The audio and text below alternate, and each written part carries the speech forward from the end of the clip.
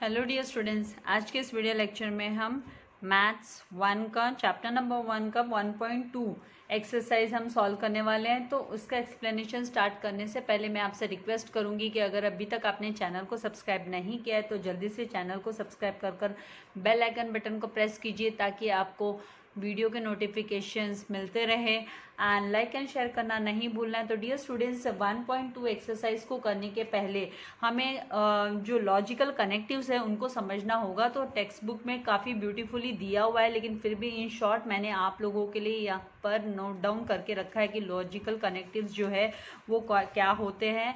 तो इसको go through करना बहुत ज़रूरी है। तो क्विकली एक गो थ्रू कर लेते हैं हम कि लॉजिकल कनेक्टिव्स ये कहाँ पर यूज़ होते हैं। तो अगर हम बात करें स्टेटमेंट्स की, कि अगर कोई स्टेटमेंट सिंपल स्टेटमेंट है, मतलब जहाँ पर कोई भी दो या दो से ज़्यादा स्टेटमेंट्स का कॉम्बिनेशन नहीं होता है तो उस स्टेटमेंट को हम सिंपल सेंटेंस कहते हैं या सिंपल स्टेटमेंट कहते हैं। जैसे हम बोलेंगे कि Delhi is the capital of India, तो इंडिया की कैपिटल जो है वो दिल्ली है। तो अगर स्टेटमेंट्स के को हम कॉम्बिनेशन करते हैं, अगर हम सिंपल स्टेटमेंट्स को कंबाइन करते हैं तो उस स्टेटमेंट को हम कंपाउंड स्टेटमेंट कहते हैं। कॉम्बिनेशन ऑफ टू और मोर सिंपल स्टेटमेंट किस रूप नाम से जाना जाता है? कंपाउंड स्टेटमेंट के नाम से जाना जाता है। ये हमने इंग्लिश ग्रामर में भी हमने किया है कि कंपाउंड सेंटेंसेस कौन से होते हैं, सिंपल सेंटेंस कौन से होते हैं। तो यहाँ पर हम स्टेटमेंट्स की बात करें तो कंपाउंड स्टेटमेंट्स को कंबाइन करने के लिए हम मैथमेटिक्स में लॉजिकल कनेक्टिव्स का यूज़ करते हैं।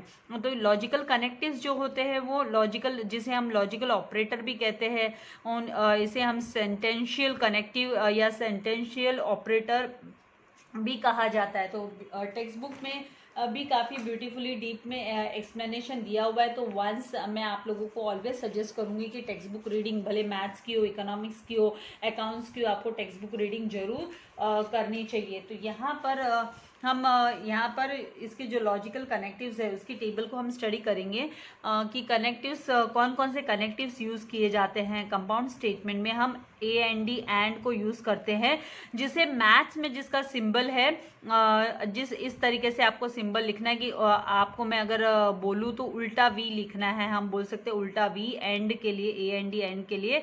ये इस स्टेटमेंट को किसी भी स्टेटमेंट में जहां पर आपको ए एंड डी एंड दिखाई देता है उसे हम कंजंक्शन स्टेटमेंट बोलते हैं। That statement is conjunction statement.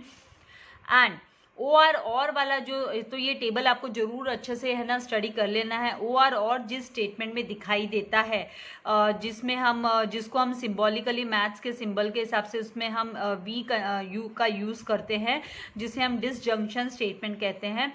And जिस स्टेटमेंट में आपको एन और टी नॉट दिखाई देता है उसे हम उसका जो सिंबल है वो इस तरीके से हम कर्व में हम कर्व लाइन इस तरीके से यूज़ करते हैं, इसे हम नेगेशन कहते हैं। नेगेशन, उस स्टेटमेंट को हम नेगेशन स्टेटमेंट कहते हैं, नेगेटिव नेगेशन। एंड जहाँ पर इफ़ एंड देन का यूज़ होता है, इफ़ एंड देन का यूज़ होता है उसे हम कंडीशनल और इम्प्लीकेशन कहते हैं। तो कंडीशनल एंड इम्प्लीकेशन को हम सिम्बॉलिकली एरो के साथ इस तरीके से हम लेफ्ट साइड में एरो मूव कर राइट साइड में एरो मूव कर रहे हैं, हम उसको दिखाते हैं इफ़ एंड देन के लिए। और अगर स्टेटमेंट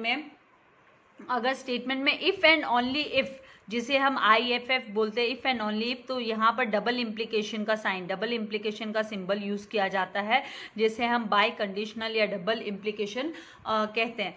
और भी आपको चीज़ें ध्यान में रखने वाली चीज़ है कि जहाँ पर आपको एन और टी नॉट ये जो यूज़ होता है, लॉजिकल ऑपरेटर यूज़ होता है, लॉजिकल कनेक्टिव यूज़ होता है एन और टी नॉट सिंगल स्टेटमेंट में, तो उस स्टेटमेंट के को जब हम चेंज करते हैं उसकी जो ट्रूथ वैल्यू है, it changes the truth value. तो उसकी जो ट्रूथ वैल्यू अगर ट्रू है तो वो ट्रू से फॉल्स हो जाता है, ट्रू से फॉल्स हो जाता है। और अगर पर्टिकुलर स्टेटमेंट में जहाँ पे एन ओ टी नॉट है और उसकी ट्रूथ वैल्यू फॉल्स है तो उसका ट्रूथ वैल्यू जो चेंज होकर फॉल्स, वो अगर स्टेटमेंट फॉल्स है तो वो ट्रूथ वैल्यू चेंज होकर ट्रू में कन्वर्ट हो जाती है। ये आपको नोट डाउन करना है। आप ये की पॉइंट्स ये जो मैंने लिखे हैं ये आप पॉइंट्स रिमेंबर करके नोट डाउन कर सकते हैं। Then truth value of a compound statement, अगर कंपाउंड स्टेटमेंट की जो ट्रूथ वैल्यू, कंपाउंड स्टेटमेंट तो हमें पता ही है, कंपाउंड स्टेटमेंट कब बनता है, जब ये लॉजिकल कनेक्टिव्स यूज किए जाते हैं तो हम उसे कंपाउंड स्टेटमेंट बोलते हैं। तो वो डिपेंड करता है on the truth value of सब स्टेटमेंट की ट्रूथ वैल्यू पर। जो कॉन्स्टिट्यूएंट सिंपल स्टेटमेंट्स होते हैं एंड जिसमें कनेक्टिव्स यूज्ड होते हैं उनकी ट्रूथ वैल्यू पर डिपेंड करता है कंपाउंड स्टेटमेंट की ट्रूथ वैल्यू। फिर उसके बाद में आपको और चीज़ यहाँ पर ध्यान रखना है 1.2 एक्सरसाइज में कि एवरी सिंपल स्टेटमेंट जो होता है हैज़ इट्स ट्रूथ वैल्यू। उसकी ट्रूथ वैल्यू है या तो ट्रू होगी या फॉल्स होगी, दोनों एक साथ नहीं हो सकते, both can not be together, या तो ट्रू होगी या फॉल्स होगी। फिर आपको और भी चीज़ ध्यान में रखने की, जब हम डिटरमाइन करते हैं ट्रूथ वैल्यू, कंपाउंड स्टेटमेंट की ट्रूथ वैल्यू को जब हम डिटरमाइन करते हैं तो जितने भी पॉसिबल कॉम्बिनेशन है ट्रूथ वैल्यू के, सिंपल स्टेटमेंट के एंड कनेक्टिव्स के, वो हमें कंसिडर करने होते हैं। ऑल पॉसिबल कॉम्बिनेशन जो ट्रूथ वैल्यू के हैं सिंपल स्टेटमेंट्स वाले एंड कनेक्टिव्स वाले, वो हमें कंसिडर करने होते हैं जब हम कंपाउंड स्टेटमेंट की ट्रूथ वैल्यू को हम डिटरमाइन करते हैं, डिसाइड करते हैं, तो उस समय हमको सब कंसिडर करना होता है। तो जितना हो सकता है मैं क्विकली आप लोगों को इन चीज़ों को समझाने की कोशिश करूंगी ताकि आपका ज़्यादा समय भी नहीं जाए एंड क्विकली एंड शॉर्ट में आप समझ जाओ। इसीलिए लिखने में मेरा ज़्यादा समय नहीं जाए, इसीलिए मैंने ये सारे नोट डाउन किए हैं पॉइंट्स आप लोगों के लिए। एंड हैंड रिटन नोट्स इसीलिए बनाए जाते हैं ताकि वो उसकी अलग ही इंप्रेशन होती है आंखों पर। नाउ यहाँ पर कंजंक्शन अब इसको डिटेल में हम स्टडी करेंगे। ये जो 1.2 में एक्सरसाइज में हम यूज करने वाले हैं, हम कंजंक्शन एंड डिसजंक्शन को हम यूज कर हम एक्सरसाइज को सॉल्व करने वाले हैं। तो कंजंक्शन में आपको उल्टा वी, जहां पर कंजंक्शन में ए एंड डी एंड का यूज होता है, कंजंक्शन वाला जो स्टेटमेंट होता है ए एंड डी एंड आपको दिखाई देगा उस स्टेटमेंट में, या फिर आपको BUT बट दिखाई देगा, या YET यट, या THOUGH दो, या स्टिल, या मोर ओवर। इन शब्दों का, इन वर्ड्स का, these words will be used, ये वाले जो कंजंक्शन वाले वर्ड्स है, शब्द है, इनका कनेक्टिव्स का यूज होगा तो वो स्टेटमेंट होगा, वो आपका कंजंक्शन स्टेटमेंट होगा। एंड कंजंक्शन स्टेटमेंट को हम उसको सिंबॉलिकली P कंजंक्शन Q इस तरीके से लिखते हैं स्टेटमेंट्स को, क्योंकि स्टेटमेंट्स को रेफर करने के लिए हम P एंड Q R इस तरीके से हम अल्फाबेट जो स्मॉल लेटर्स है उसका यूज करते हैं। नाउ जो कंजंक्शन का ट्रूथ टेबल है, एक बार आपको ट्रूथ टेबल याद हो गया तो आपको कभी प्रॉब्लम आने वाली नहीं है। कंजंक्शन के ट्रूथ टेबल को आप ऑब्जर्व करोगे, मान लीजिए आपका स्टेटमेंट P है, स्टेटमेंट Q है। अगर आपका statement P and statement Q दोनों भी ट्रू है तो P कंजंक्शन Q जो ट्रूथ वैल्यू आएगी वो आपकी ट्रू आने वाली है, T ही आने वाली है, ये आपको याद रखना है। तो इसका मतलब आप जब टेबल को ऑब्जर्व कर रहे हो, अगर आपका स्टेटमेंट P जो है वो ट्रू है एंड स्टेटमेंट Q फॉल्स है तो ट्रूथ वैल्यू जो है फॉल्स आएगी। अगर आपका स्टेटमेंट P फॉल्स है एंड स्टेटमेंट Q ट्रू है तो भी ट्रूथ वैल्यू फॉल्स आती है। और अगर आपका स्टेटमेंट, बोथ द स्टेटमेंट्स जो है वो फॉल्स है, P एंड Q दोनों फॉल्स है, तो आपकी जो ट्रूथ वैल्यू है वो फॉल्स आने वाली। तो यहाँ पर आपको एक बात ध्यान में रखना है कि कंजंक्शन के लिए, जो ट्रूथ वैल्यू के लिए आपको क्या ध्यान में रखना है कि कंजंक्शन कब ट्रू होता है, कंजंक्शन में ट्रू कब होता है, इफ बोथ द स्टेटमेंट्स, अगर दोनों भी स्टेटमेंट ट्रू है तो ही कंजंक्शन वाले स्टेटमेंट्स की ट्रूथ वैल्यू है वो ट्रू होती है। तो ये इंपॉर्टेंट आपको यहाँ पर ध्यान में रखना है कि बोथ ट्रू होने चाहिए, दोनों ट्रू होने पे ट्रू होंगे, अदरवाइज आपका जो है वो फॉल्स ही ट्रूथ वैल्यू जो है कंजंक्शन स्टेटमेंट की फॉल्स ही आने वाली है। एक भी अगर फॉल्स है तो उसकी कंजंक्शन की ट्रूथ वैल्यू जो है वो फॉल्स आनी है। तो ये आपको ध्यान में रखना है यहाँ पर। एंड और भी पॉइंट्स है जो आपको नोट करके रखने हैं कि कंजंक्शन ऑफ टू स्टेटमेंट्स वो किससे रिलेट करते हैं, वो किसके इक्विवेलेंट होते हैं। तो हम बोलेंगे क्योंकि वो इंटरसेक्शन ऑफ टू सेट्स की थियरी आपने स्टडी की है, 11th में भी आपने स्टडी की, 9th में भी स्टडी की। तो ये सेट्स वाली थियरी आप लोगों के लिए नई नहीं है, ये आप लोगों के लिए ओल्ड ही है। तो इनके बारे में आपने सेट्स थियरी को आपने अच्छे से स्टडी किया है, 9th में भी स्टडी किया है, 11th में भी स्टडी किया है आप लोगों ने, चैप्टर नंबर 1 11th में भी है।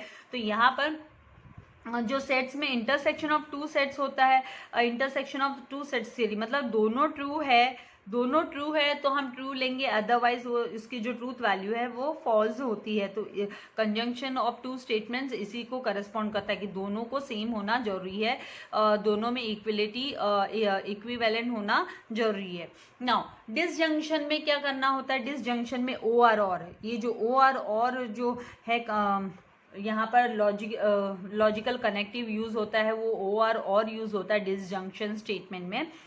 एंड इसमें आपको ध्यान में रखना है कि डिसजंक्शन इज रिटन एज, उसको हम लिखने के समय पर पी डिसजंक्शन मतलब वी कर लिखते हैं, पी डिसजंक्शन क्यू, यानी से रीड करने के समय पर हम रीड करते हैं कि पी और क्यू, पी और क्यू, या तो पी सही है और क्यू फॉल्स है तो भी वो सही हो जाएगा, एंड अगर पी फॉल्स है क्यू सही है तो भी सही हो जाता है, और दोनों भी सही है तो भी सही हो जाता है। तो यहाँ पर जो है वो इंक्लूसिव यहाँ पर हम यूज़ करते हैं, इंक्लूसिव प्रॉपर्टी यहाँ पर यूज़ होती है। तो आप लोगों को इस तरीके से यूज़ करना है कि इन सिंबॉलिकल लॉजिक, अगर हम सिंबॉलिकल लॉजिक में बात करें या मैथमेटिक्स में बात करें तो और is used in the inclusive sense, उसको हम इंक्लूसिव सेंस में लेते हैं। इंक्लूसिव सेंस में जैसे कि यहाँ पे P और Q मीन्स इसका मतलब होता है P और Q और बोथ P एंड Q, तो मतलब दोनों ट्रू है तो हम ट्रू लेंगे, दोनों फॉल्स है तो हम फॉल्स लेंगे, एंड P और Q अगर P जो है वो ट्रू है एंड Q फॉल्स है तो हम ट्रू लेंगे, अगर P फॉल्स है एंड Q ट्रू है तो हम ट्रू लेंगे। तो इस तरीके से हमको इंक्लूसिव सेंस में हम इसको यूज़ करते हैं। इसका मतलब ये होता है कि जो डिसजंक्शन है उसमें क्या होता है कि दोनों फॉल्स होते हैं तो ही हम फॉल्स कंसिडर करते हैं। ये आपको ध्यान में रखना है कि the disjunction is false if both the statements, अगर दोनों भी स्टेटमेंट फॉल्स है तो ही हम उसको फॉल्स लेते हैं, अदरवाइज वो आपका ट्रू ही हम उस स्टेटमेंट को लेते हैं डिसजंक्शन में। Now in all other cases हम उसको ट्रूथ ही लेते हैं। तो इसका मतलब यहाँ पर एटलीस्ट अगर एक भी अगर ट्रू है तो उसको हम ट्रू ही कंसिडर करते हैं। तो ये आप टेबल से, ट्रूथ टेबल से और अच्छी तरीके से समझ में आ जाएगा आपको। ट्रूथ टेबल ऑफ कंजंक्शन इस तरीके से लिखना होता है, पी मतलब स्टेटमेंट, एक स्टेटमेंट हुआ, दूसरा क्यू स्टेटमेंट हुआ, एंड पी डिसजंक्शन क्यू, तो दोनों ट्रू होने पर ट्रू होगा, दोनों एक फॉल्स है एक ट्रू है तो ट्रू होगा, एक फॉल्स है एक ट्रू है तो ट्रू होगा। एंड यहाँ पर ये ध्यान में रखना है बोथ अगर फॉल्स होता है तो ही हम उसको फॉल्स कंसिडर करते हैं। बोथ अगर फॉल्स होता है डिसजंक्शन में, बोथ अगर फॉल्स है तो ही हम फॉल्स कंसिडर करते हैं, अदरवाइज सारे सिचुएशन में इसको ट्रू ही कंसिडर किया जाता है।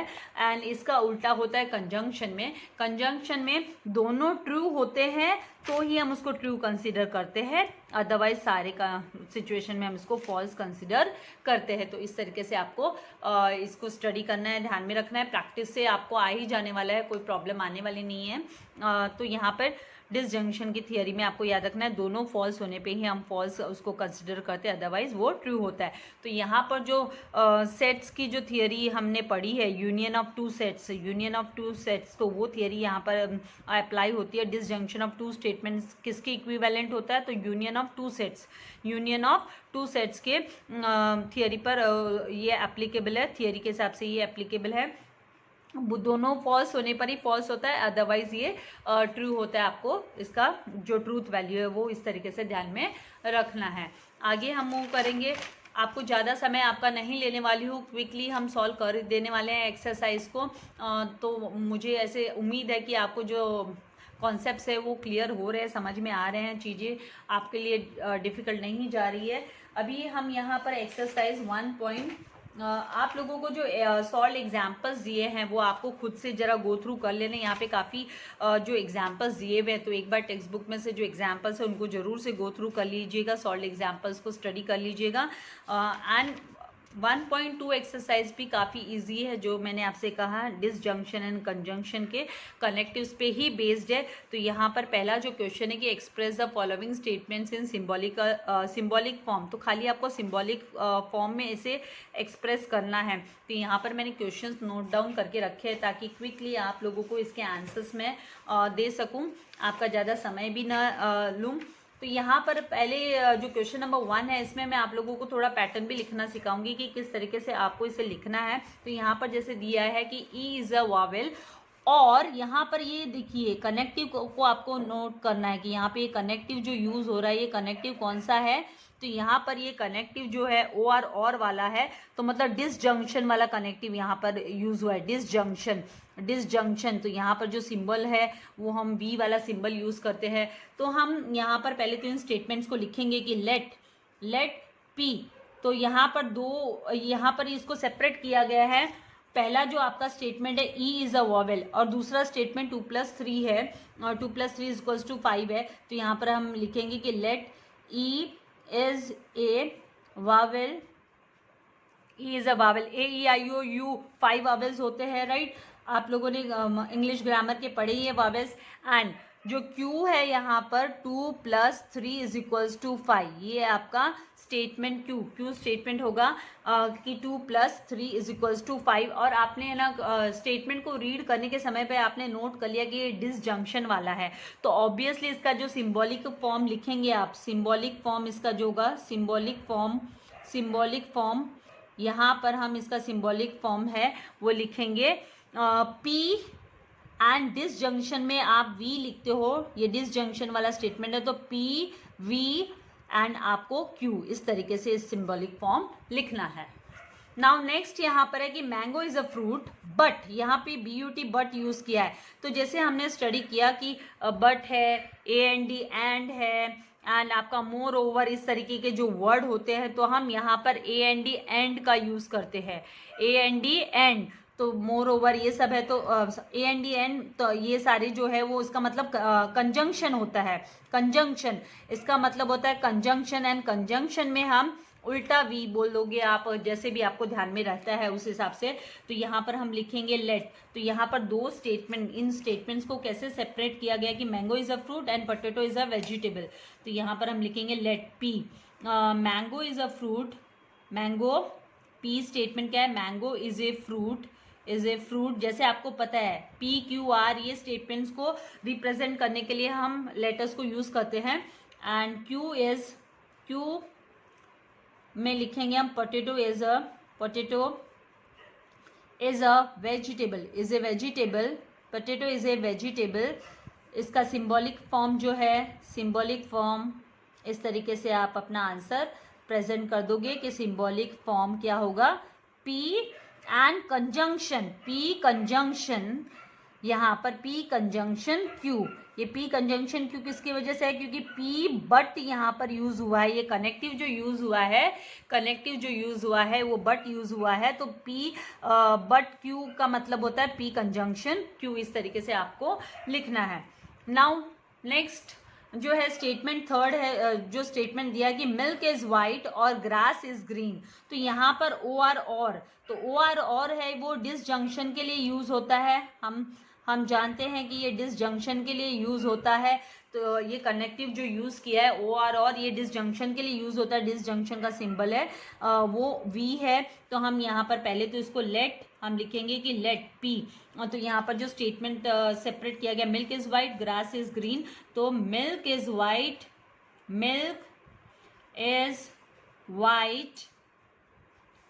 Q आप लिखेंगे, ग्रास इज ग्रीन, एंड इसका जो सिंबॉलिक फॉर्म होगा, सिंबॉलिक फॉर्म वो इस तरीके से होगा, P एंड डिसजंक्शन के लिए V लिखते हैं एंड Q, तो यहाँ पर P यहाँ पर OR और एंड Q है, इसीलिए इसका सिंबॉलिक फॉर्म जो है P disjunction, this is the symbolic form. ये तो मैं आपको बता रही हूँ कि OR और की वजह से ये साइन हमने यूज किया है, डिसजंक्शन का सिंबल हमने यूज किया है। आपको चाहिए तो इतनी कि आप स्क्रीनशॉट ले सकते हैं। आगे हम मूव करें। Now I like playing but, यहाँ पर BUT बट का यूज हुआ है, तो बट है, एंड है, मोर ओवर है, तो इन सब के लिए but and more over still दो, तो इन सब के लिए जो हम यूज करते हैं वो कंजंक्शन जो है वो कंजंक्शन यूज करते हैं हम, कनेक्टिव जो यूज करते हैं वो कंजंक्शन यूज होता है यहाँ पर, कंजंक्शन जिसको हम उल्टा भी बोल दोगे आप। तो यहाँ पर आप लिखोगे let P I like playing, यहाँ हम लिखेंगे आई लाइक प्लेइंग, मुझे खेलना पसंद है, आई लाइक प्लेइंग, बट यहाँ पर नॉट सिंगिंग है, यहाँ पर बट नॉट सिंगिंग, तो आई यहाँ पर क्यू में आप लिखोगे I don't like singing, I don't like singing, लेकिन मुझे सिंगिंग पसंद नहीं है। फिर हमको इसको लिखने के लिए BUT बट का यूज हुआ है, और यहाँ पर कंजंक्शन के लिए हमको जो सिंबल यूज करना है वो आपको पता है, उल्टा बी। तो यहाँ हम लिखेंगे symbolic form P conjunction Q। तो P बट जब होता है तो इस तरीके से कंजंक्शन हम यूज करते हैं, वो आपको ध्यान में रखना है। नाउ नेक्स्ट जो है लास्ट चीज का एक्सरसाइज 1.1 का क्वेश्चन नंबर 1 का जो लास्ट है, इवन दो, यहाँ पर इवन दो वर्ड आ गया। इवन दो मैंने कहा था यहाँ पे जब दो वर्ड आता है तो भी हमें कंजंक्शन यूज करना होता है। हम कंजंक्शन यूज करते हैं, दो, एंड, मोर ओवर, इस सब के लिए हमको कंजंक्शन ही यूज करना होता है। तो यहाँ पर हम लिखेंगे कि लेट, यहाँ पर let it is cloudy, let P, statement P के लिए लेट पी स्टेटमेंट क्या लिखेंगे, इट इज क्लाउडी। यहाँ पे दो देखिए, स्टिल रेनिंग। यहाँ पे अभी नेक्स्ट क्यू में हम लिखेंगे, क्यू स्टेटमेंट के यहाँ पर लिखेंगे इट इज स्टिल रेनिंग।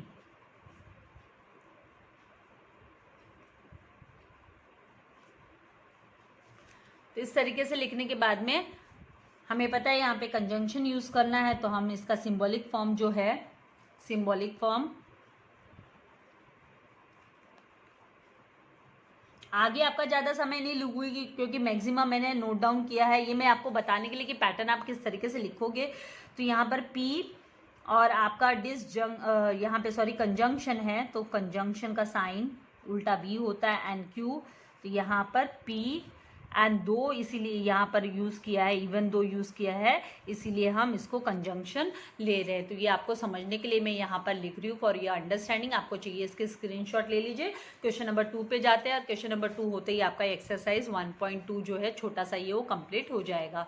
तो इस तरीके से आप लोगों को लिखना है। अभी आते हैं क्वेश्चन नंबर 2 पे कि right the truth values of the following statements. तो आपको नीचे जो स्टेटमेंट्स दिए उनके ट्रूथ वैल्यूज लिखनी है। तो मैंने यहाँ पे स्टेटमेंट भी आपका जो है वो रेडी रखा है ताकि आपको ज़्यादा समय नहीं जाए। आपको किस तरीके से लिखना है वो आपको खाली मैं जस्ट बता देती हूँ। तो यहाँ पर जैसे आपका जो क्वेश्चन है कि अर्थ is a planet, earth planet and moon is a star, और मून क्या है, स्टार है। तो मून तो स्टार तो नहीं होता है, अर्थ प्लैनेट है वो ट्रू है। तो ये ट्रू है, ये फॉल्स है, इसकी ट्रूथ वैल्यू निकालनी है हमको। तो ये इसके कनेक्टिव पे डिपेंड करेगी कि कनेक्टिव क्या यूज हुआ है। तो यहाँ पर मैंने पहले तो स्टेटमेंट लिखा है कि let P earth is a planet and Q moon is a star. इस तरीके से लिखा है मैंने स्टेटमेंट्स को कि लेट पी, स्टेटमेंट पी क्या है, अर्थ is a planet and Q moon is a star. And वैसे देखो तो मून जो है वो स्टार नहीं होता, ये नेचुरल सैटेलाइट है। मून क्या है, नेचुरल सैटेलाइट है। ये आपको समझने के लिए मैं यहाँ पर जस्ट लिख रही हूँ कि ये नेचुरल सैटेलाइट होता है, इसीलिए जो स्टेटमेंट है ये फॉल्स स्टेटमेंट हो जाने वाला है। तो यहाँ पर पहले तो हम इसका सिंबॉलिक फॉर्म लिखेंगे, ए एंड डी एंड का यूज हुआ है, इसीलिए हम पी और कंजंक्शन पी कंजंक्शन यहाँ पर हम क्यू लिखेंगे, पी कंजंक्शन क्यू है हमारा। एंड ये ट्रूथ टेबल यहाँ पर दिया हुआ है, तो ट्रूथ टेबल के अकॉर्डिंगली हम ट्रूथ टेबल में आसानी से जरा क्विकली यहाँ पर मैं जस्ट फ्री हैंड आपका टेबल है वो रेडी कर देती हूँ, ट्रूथ टेबल। तो यहाँ पर आपको क्या करना है, ये स्टेटमेंट पी जो है वो ट्रू स्टेटमेंट है कि ये प्लैनेट है, एंड स्टेटमेंट क्यू है ये फॉल्स है क्योंकि ये स्टार नहीं होता है, moon is a natural satellite. तो यहाँ पर हम इसको फॉल्स लिखेंगे, इसका रीजन मैंने आपको दिया, ये नेचुरल सैटेलाइट है, ये नेचुरल सैटेलाइट है मून। तो यहाँ पर कंजंक्शन में क्या होता है कि दोनों भी ट्रू है तो ट्रू है, अदरवाइज इसकी जो ट्रूथ वैल्यू है वो फॉल्स होती है, अदरवाइज ट्रूथ वैल्यू जो है वो फॉल्स होती है। तो यहाँ पर हम एफ लिखेंगे, दोनों का ट्रू होना, both should be true. Conjunction में क्या होता है, both should be true, both should be true, दोनों स्टेटमेंट ट्रू होने चाहिए, बोथ शुड बी ट्रू, तो ही हम ट्रू लिखेंगे, अदरवाइज फॉल्स, अदरवाइज हमको फॉल्स यूज करना होता है, अदरवाइज ऑल द केसेस, सारे के सारे केसेस में हम फॉल्स यूज करते हैं। ये आपको समझने की चीज है यहाँ पर। तो यहाँ पर अब इसको आपको चाहिए तो आप इसको इन रिटन इस तरीके से भी आप लिख सकते हो कि the truth value of the truth value of P conjunction Q is false. और इसको अगर सिंबॉलिकल पैटर्न में आप मैथमेटिकली लिखना चाहते हो तो T कंजंक्शन फॉल्स होता है। जब T कंजंक्शन फॉल्स होता है तो वो इक्विवेलेंट होता है, that is equivalent to false. ये इक्विवेलेंट, ये जो सिंबल यूज किया है यहाँ पर आप अपना नोट इसको कर सकते हो कि ये जो 3 लाइंस है, ये 3 लाइंस वाला जो सिंबल है इसे हम इक्विवेलेंट बोलते हैं। That is called as equivalent. It is that is equivalent, it is called as equivalent, इसे इक्विवेलेंट बोला जाता है।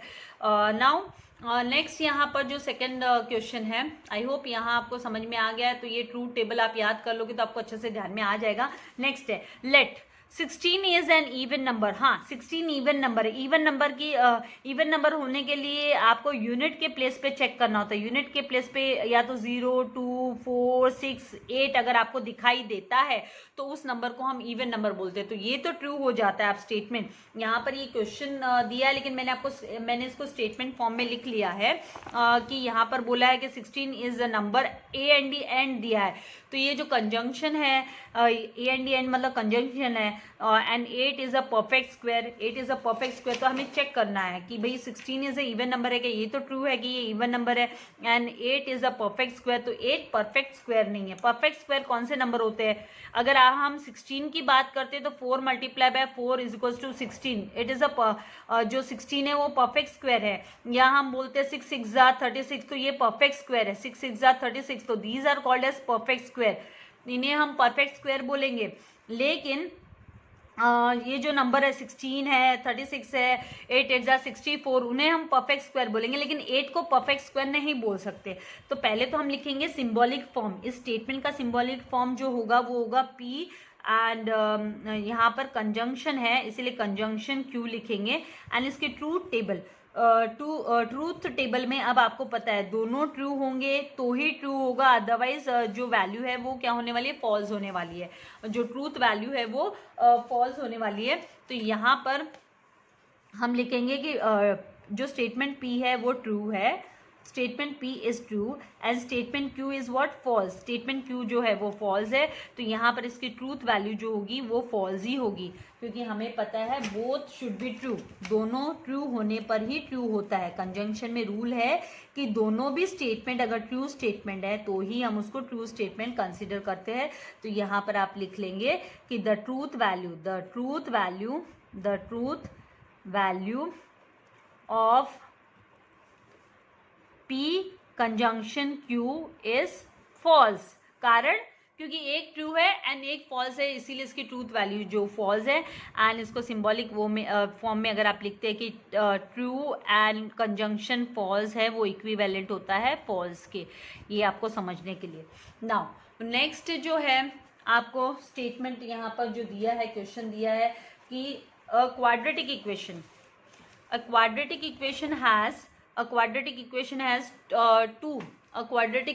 has two distinct roots. और यहाँ पर जो यूज हुआ है, यहाँ पर जो कनेक्टिव यूज हुआ है वो और यूज हुआ है।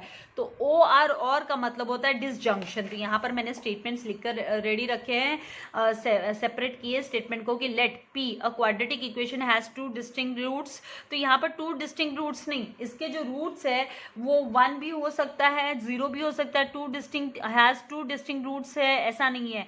इसका 0 भी हो सकता है, ONE1 भी हो सकता है और WO2 भी हो सकता है। तो ये स्टेटमेंट फॉल्स होने वाला है।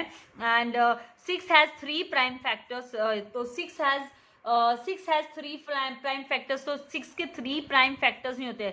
6 के जो फैक्टर्स होते हैं, आपको समझने के लिए बता रही हूँ, फैक्टर्स होते हैं वो 1 2 3 एंड 6। तो टोटल जो फैक्टर्स होते हैं 4 फैक्टर्स होते हैं। 4 फैक्टर्स होते हैं 6 के जो फैक्टर्स होते हैं वो 4 फैक्टर्स होते हैं, ना कि 3 फैक्टर्स। तो यहाँ पर ये स्टेटमेंट भी फॉल्स होने वाला है। तो यहाँ पर सिंबॉलिक फॉर्म में पहले तो हम लिखेंगे कि ये डिसजंक्शन है। This is disjunction. क्यों डिसजंक्शन है? क्योंकि यहाँ पर और का यूज हुआ है। यहाँ पर जो यूज हुआ है पी OR और क्यू, पी और क्यू, इस तरीके से OR और का यूज हुआ है। एंड इसकी जो ट्रूथ वैल्यू लिखने के लिए आपको क्या करना है, आपको ट्रूथ वैल्यू लिखने के लिए आपको पी क्या है, फॉल्स है, क्योंकि क्वाड्रेटिक इक्वेशन की 1 भी हो सकता है, रूट जो है वैल्यू है वो 2 भी हो सकता है और 1 भी हो सकता है और 0 भी हो सकता है। तो एफ फॉल्स है एंड क्यू भी फॉल्स है। तो ये सारी चीज़ें तो आप लोगों ने पहले ही स्टडी की है, 10th में 9th में स्टडी की है क्वाड्रेटिक इक्वेशंस के बारे में, फिर भी मैं आपको एक एग्जांपल देके समझाऊंगी यहाँ पर। एंड पी डिसजंक्शन, जब भी ये डिसजंक्शन हुआ, OR और यूज हुआ तो क्या हुआ, डिसजंक्शन हुआ। तो पी डिसजंक्शन क्यू अगर फॉल्स है, दोनों भी कंडीशन फॉल्स है, तो इसका जो आंसर है वो यहाँ पर फॉल्स होता है। दोनों भी कंडीशन जब फॉल्स होती है तो आंसर फॉल्स होता है, अदरवाइज बाकी चीज़ों में ये ट्रू होता है। तो यहाँ पर इसको हम लिखेंगे कि द ट्रूथ वैल्यू, जो ट्रूथ वैल्यू है, the truth value of P disjunction Q is false. यहाँ पर इसकी ट्रूथ वैल्यू जो है वो फॉल्स होगी, क्योंकि यहाँ पर एफ मतलब फॉल्स, डिसजंक्शन फॉल्स का इक्विवेलेंट होता है, फॉल्स के इक्विवेलेंट ही होता है, ये आपको ध्यान में रखना है। ये तो आपको ट्रूथ वैल्यू इस तरीके से आपको लिख देना है। एंड टेबल आप इन विथ हैंड रिटन मतलब हैंड से ही आप लाइंस ड्रॉ करके भी अपना टेबल प्रिपेयर कर सकते हैं, ज़्यादा समय ना गवा के।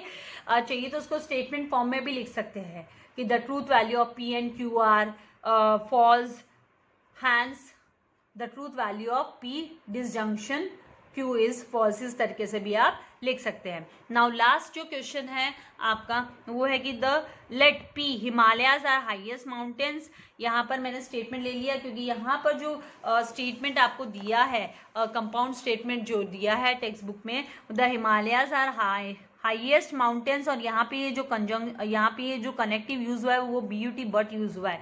तो BUT बट जो है वो कंजंक्शन के लिए यूज होता है। तो यहाँ पर हम लिखेंगे कि let Himalayas are highest, P statement हुआ, Himalayas are highest mountains and Q they are part of India in north east का पार्ट है। तो यहाँ पर सिंबॉलिक फॉर्म होगा पी कंजंक्शन क्यू। कंजंक्शन यहाँ पर क्या यूज हुआ है, तो पी बट, BUT बट का यूज हुआ है तो ये कंजंक्शन होता है। तो पी बट क्यू है, स्टेटमेंट में बट है इसीलिए हम कंजंक्शन का साइन यूज करेंगे। एंड इसकी जो वैल्यू होगी ट्रूथ वैल्यू, वो पी यहाँ पर ट्रू है एंड आपका क्यू जो है वो भी ट्रू है। तो इसकी जो ट्रूथ वैल्यू होगी पी कंजंक्शन क्यू की ट्रूथ वैल्यू भी ट्रू होगी, क्योंकि हमें पता है कि जब बोथ ट्रू होते हैं तो यहाँ पर कंजंक्शन में जब both the statements are true तभी हम उसको ट्रू स्टेटमेंट, उसकी जो ट्रूथ वैल्यू वो ट्रू देते हैं। तो यहाँ पर आप आंसर में, यहाँ पर थोड़ा सा स्पेस यहाँ पे कम रह रहा है तो मैं यहीं पे आपका ट्रूथ वैल्यू का आंसर लिख देती हूँ कि the truth value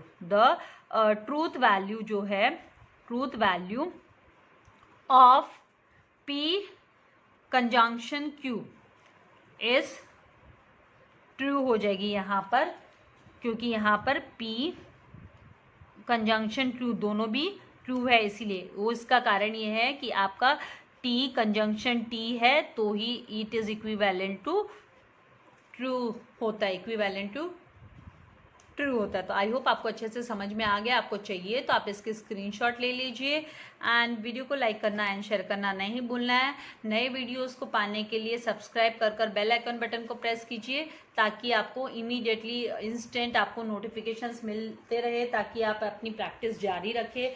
thank you for watching the video. God bless you all dear students.